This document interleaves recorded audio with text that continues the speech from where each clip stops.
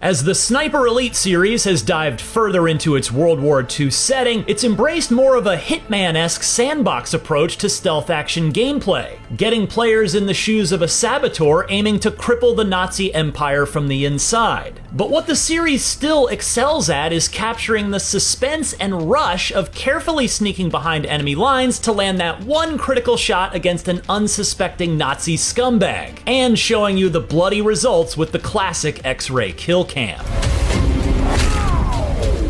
With Sniper Elite Resistance, developer Rebellion continues Sniper Elite 5's open-ended approach to sneaking into enemy territory and smashing Nazis in gory, schlocky fashion, and this time it gives the series' secondary protagonist their time in the spotlight. Just ahead of its January launch, we played over an hour of a mission focusing on destroying a German super train and sneaking through a hotel in search of valuable intel, all of which showcased what Sniper Elite does best.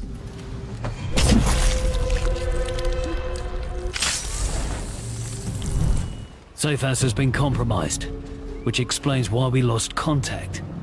Looks like I'm gonna have to finish what they started. In parallel to the events of Sniper Elite 5, Resistance focuses on the exploits of British Commando Harry Hawker. Returning players will recognize Harry as one of the second playable characters in the series' co-op campaigns alongside Carl Fairburn, so think of Resistance as an opportunity to see what he was up to while Carl was flying solo in the 5th game. The main story of Resistance focuses on Harry weakening the Empire's influence and helping the French Resistance gain the upper hand, all while channeling some strong Jason Statham energy as he does it.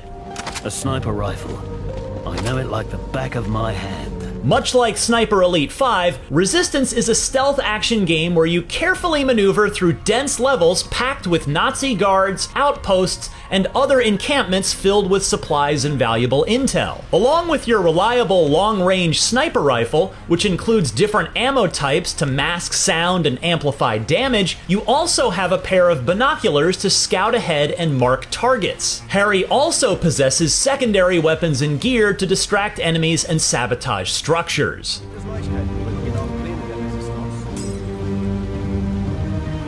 Resistance continues with that Hitman-style approach to taking out key targets and objectives with direct action or some off-the-wall problem solving. There's that familiar thrill being able to quietly whittle down enemy presence with stealth kills and distracting guards with bottles to sneak through well-guarded areas. While the quiet approach is often the best way to make it through, Harry can still hold his own when all hell breaks loose, yet you're better off keeping a low profile, as Harry can be quickly taken out if peppered with enough bullets. Generally, the enemy AI is competent and kept me on my toes. However, there were some odd moments where I felt their behavior was a bit off when ignoring obvious signs of sabotage or having some weird instances of the enemies not being able to maneuver through areas as well as you'd think.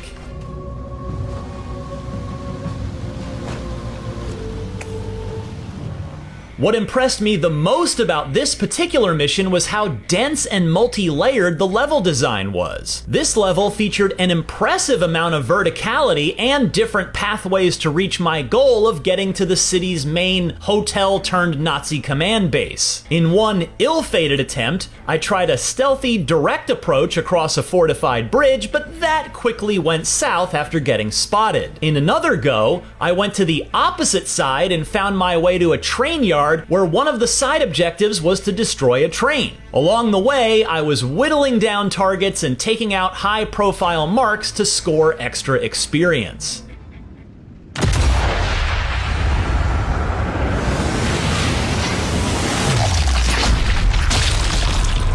The standout moment in the mission was reaching the hotel, which had multiple points of entry and hidden pathways into locked rooms by climbing on the side of the building. This was my favorite section of the mission, and it was satisfying to escape from the zip line above and down into the streets below.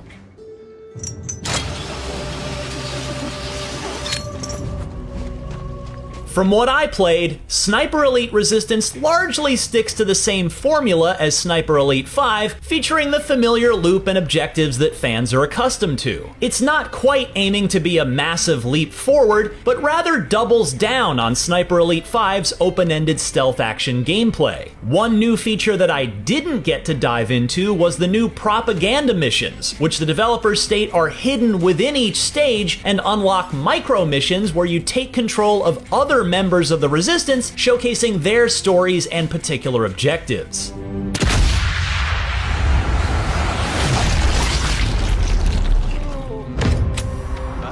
With a campaign aiming for a similar length to Sniper Elite 5, Resistance works as a worthy companion to the previous game, but also seems like a compelling entry point for newcomers to the series. So far, Sniper Elite Resistance maintains that familiar yet still satisfying action of being an assassin in an open world where you smash fascists and liberate towns from the Nazi scourge, and yes, it'll never get old seeing those kill cams in action.